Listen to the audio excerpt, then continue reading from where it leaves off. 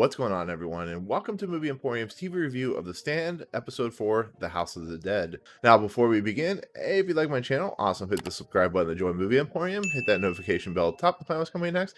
If you like this video, awesome, hit that like button and comment below on any video to watch, including this one. So, we're in essence halfway through the season. There's only 9 episodes. In the middle of this episode is halfway through the season. I've honestly come to the decision that I'm still going to review this series. I just don't care about it anymore. I really don't. There's no plot development. There's no character development. They move so quickly through the story that you don't get any kind of justification for anything. They're now at the point where Nadine and Harold are in this kind of weird sexual dynamo relationship that's not really sexual, and it's the whole point where she's just using him to get to the Man in Black or Randall Flagg. And it just doesn't have any juice there. There's no substance because because the story is so condensed and moving so quickly, and nothing's really at play or feels at terms of interest. I guess you could say that, even though Amber Heard, who's probably, one of those people that we shouldn't even be talking about, and Owen Teague, they're fine, but there's no chemistry there. They killed Tom Wyzek in the end of the episode, and it's just I've decided what this series' main problem is just actors just don't have anything. They don't have any. The scripts they're working with are just not well developed. They really aren't. The people who are writing these scripts are just, I don't know if they don't know what they want. I don't know if they know what they're doing. I almost feel bad sometimes for these actors because even though, yes, I know they're paid a lot of money, but how can a series that came out in 1994 that was an hour and a half each episode, 4 episodes, have more character development, have more character drive and motivation, have more like semblance of realism that The Stand can give, but you give 9 episodes, hour 56 to an hour piece, which I'm sure the last episode is gonna be a little bit longer, and just not feel like you have any connection to these characters. You're supposed to feel for these characters. You're supposed to be like in the mindset and the heart and the kind of dynamic of who these characters are, which is what makes Stephen King's books so fascinating. Because once you're in the mindset of who Harold Lauder is, you're in the mindset of Nadine Cross, you're in the mindset of Franny Goldsmith and Stu Redman, and Nick Andrews and Tom Collin, you really get a sense of these characters. And this episode is just another example. Once again, there's nothing there. We finally get a little more backstory on Nick Andrews. We finally get Katherine McNamara is playing Julie Lowry. She is the individual that kind of almost kills Nick and has sex with him, and almost kills Tom Collin. And this is where Tom Collin learns that Nick Andrews' name is Nick Andrews. And I don't know. There was Julie Lowry just kind of pops up and just kind of disappears after like 5 minutes. She got a little more time in the original series than she even gets here in a 9-episode series. But this is the proven problem of this series is you have this very interesting story kind of offshoot area where Nick Andrews and Tom Collin go, and there's just nothing there. There really isn't. There's nothing exciting about it. There's nothing interesting about it. The fact that Brad William Henke is not very well placed in the story. His character, they're trying to make him a little more sympathetic, but when they get to how he acts, how his mannerisms are, it almost feels like a parody of an individual who has these mental issues. I don't know, it feels so deflating when you see characters that you love so much being played in this manner. And then you get to the stuff like they're with Franny Goldsmith and Harold Lauder, where they're traveling down the road and they see a truck, and this guy gets out of the truck, which I can't remember if it's even in the story, and the individual gets out and he has 2 women in the back of his truck, which is something that would happen in a post-apocalyptic world. It happened in like The Road and stuff like that, where people do crazy things. Look at The Walking Dead. And the fact that he has these 2 women, this really disgusting human being has these 2 women in the back of his truck, it makes sense for the story, but it's kind of out of place. Like, it feels like for instance, like the trash can man and the kid, which apparently is not even going to be in this episode because the kid was supposed to be played by Marilyn Manson. And there's it's such a disgusting display of just weirdness. The guy is, I'm sure he's going to rape these women, and he's a very disgusting individual, but Harold Lauder can't do anything. He gets his ass kicked. And it takes, Stu and Glenn Bateman to basically save them, but then one of the women that he has been holding captive gets killed, and then the other person kills the guy with a wrench. But it's just, I guess it's just a small way for them to get to Boulder. It really is. All these characters were supposed to meet at Hemingford Holmes, and they don't. It's just... I'm just really at a loss for words about what is happening.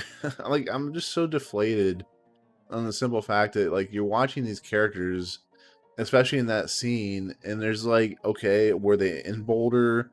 Are they traveling on the road? Like, what exactly is happening? How do they know where Franny and Harold are going to be? Like, did they just come across them real quick? It's like something out of like a Mad Max movie where they just kind of show up out of nowhere.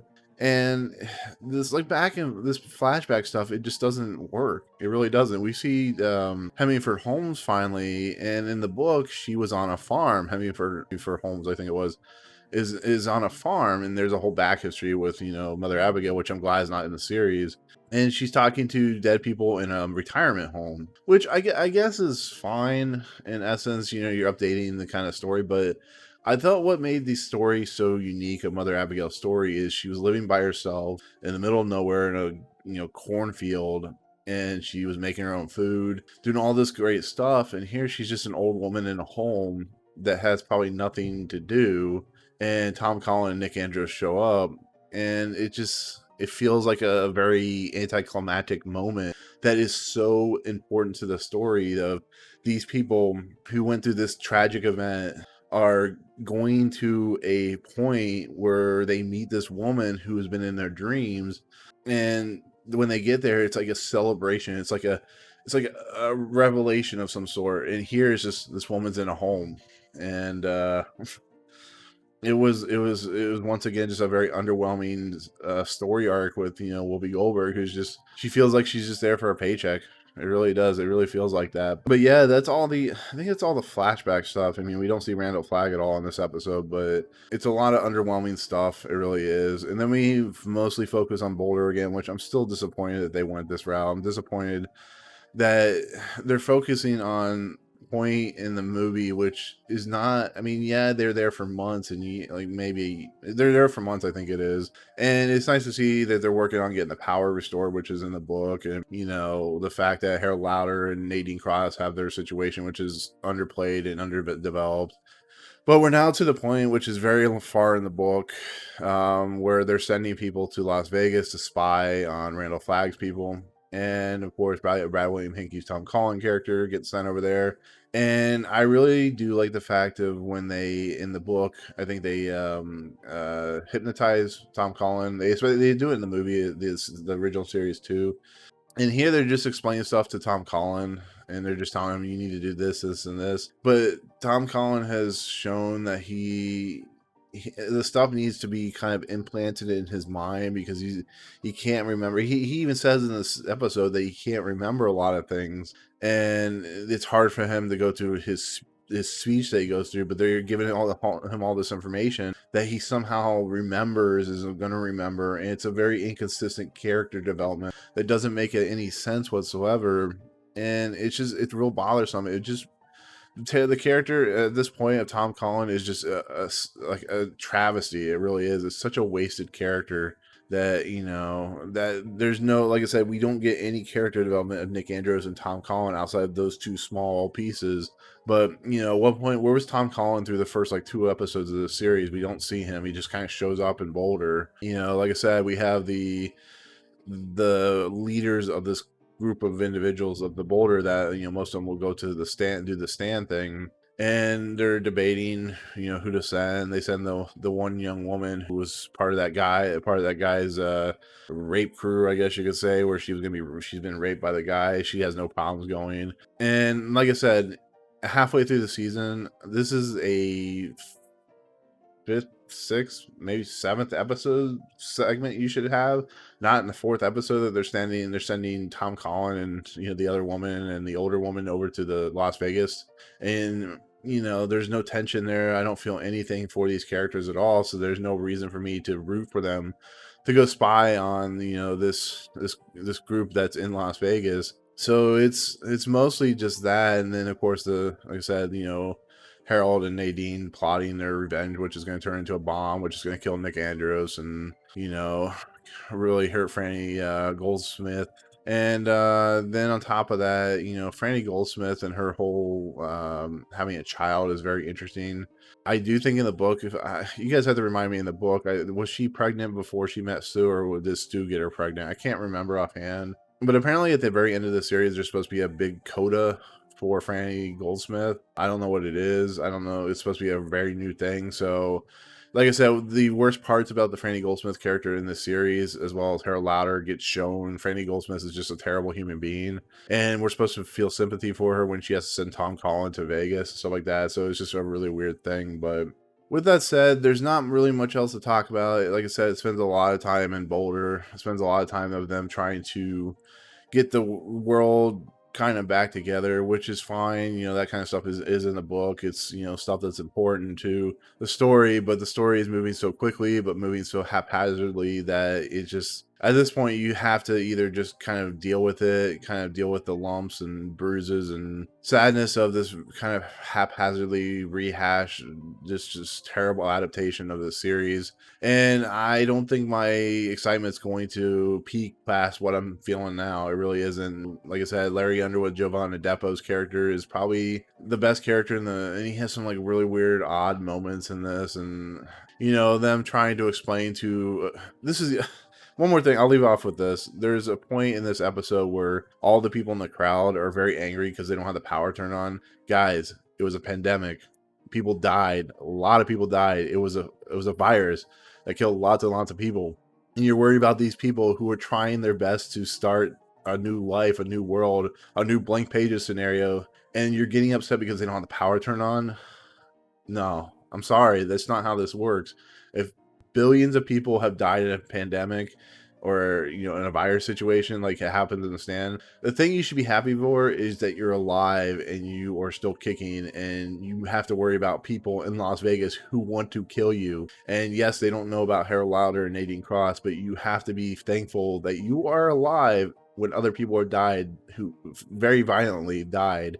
And it's a very sickening thing. The guy that stands up and is like questioning Stu, I'm like, you are a very sick individual, and this is a very sad storytelling moment that just makes me kind of angry. It's like, you're maybe that's what the point of the story was, to make you angry for this individual who just doesn't seem to get the fact that he's alive when billions of people are dead. I don't know. But it was a very aggravating moment that really kind of pissed me off. Excuse my language. It pissed me off a lot. So, but it's been 15 minutes or, close to it. I've been talking. Yeah, that's the last thing I'm going to leave off with. Like I said, it's this episode I'm giving a 5 out of 10. It's just not great. So, but that'll be it. That'll be my take on The Stand, episode 4, The House of the Dead. As always, let me know in the comments below what you think of this episode. Most of you guys who have commented have, really kind of just given me some great stuff, kind of helped me move the series along and try to figure out like what I think about it. But, as always, just comment below what you think. But anyways, if you like what you see on my channel, hit the subscribe button and join Movie Emporium. Hit that notification bell at the top to find what's coming next. If you like this video, awesome. Hit that like button, and we'll hopefully see you on a better episode next week. Peace out.